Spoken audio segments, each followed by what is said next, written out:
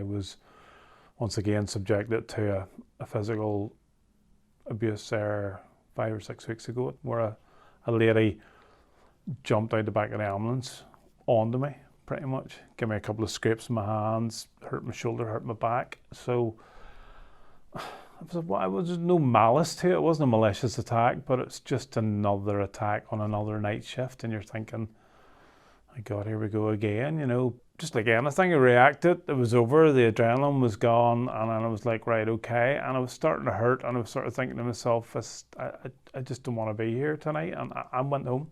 I just went home, I had to go home.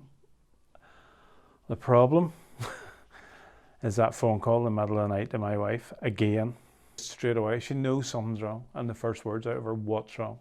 And then having to tell her what has happened. It's shock, it's horror, it's, how do you put it? It's happened again. It's happened again.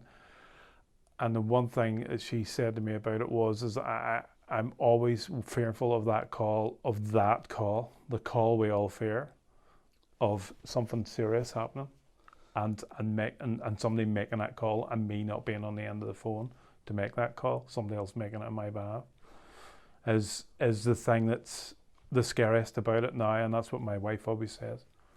Every night shift I go out to now, it's you be careful. There was tears, there's plenty of tears, there was plenty of hard talks and talks around the table at dinner and stuff, you know. I'm trying to include my 12-year-old daughter as well. So I think she coped quite well, but it's the old duck. It's going on below the surface. There's a lot more going on. Definitely say it was hard for her. Yeah. For me, it's not. It's there now and is okay, and you deal with it. It's always the after effects. Been a few over the years. I've been attacked by a guy with a razor. So it was, who come at me with a razor, bloody razor. He had just cut himself with it, and come at me with a razor. He had me backed into the corner of the ambulance. It's the initial, you know, oh my God, this is happening, this is what he's doing. Is he going to attack me? And he went at me with it. He actually went at me with the razor. So, scary. It was armed response unit then, come and arrested him because he had a weapon. He just wanted attention, he wanted help. He didn't think that we were giving him the help, wanting the help that he needed.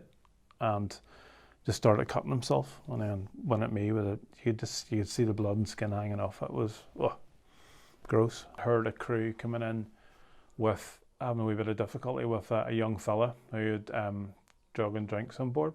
He said, "Give us a hand, this wee lad's been kicking off." He went bananas, just absolutely started kicking out, punching, kicking. He tried to bite one of the guys who was at the back of the chair as well, one of the receivers, one of the other staff. I ended up getting kicked, pretty private area, as we said, discussed, and a kick in the stomach. So I took a couple of weeks off, sick, just because of the physical injuries, but then it was the mental things that started to kick in then. It was the thinking I had hurt him, I had affected him, the feelings of guilt that I had hurt him, and while trying to restrain him, stop him from hurting other people. I was more concerned about that. I was more concerned about him than I was myself.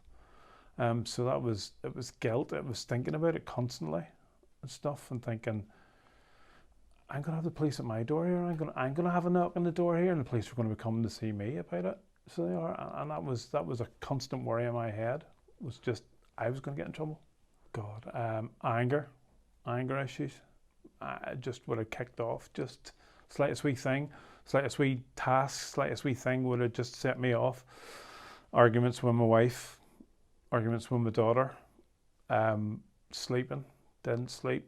I had to go to a doctor and had to have some help in regards to sleeping. Worry all the time. And then there was the financial worry of being off sick as well, and being possibly going to be off long-term sick as well. So there was a lot of stuff. It was just constant worry. I knew something was going on. I'm a very, very easygoing guy, very laid back, but I was not a nice person. I was a nasty person. And those weeks after and following weeks, so I went to my GP, and he knew what it was. I knew what it was, and set myself up then for counselling and stuff. Difficult, because it was the middle of COVID. It was Zoom. It was sitting in front of a computer screen talking to a counsellor. It's very hard to do. It's hard in the first week or two, but it gets easier, and you learn then to accept that you didn't do any wrong. I can safely say I met this guy a couple of months later in the same sort of circumstances, and I reminded him about it because I knew who he was straight away, and I reminded him about him, and as you said, no memory of it at all.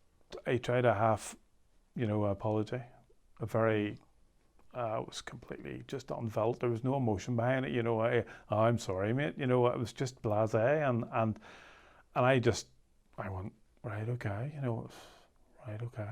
It's not acceptable. Some people say it's part of the job. It's not part of the job.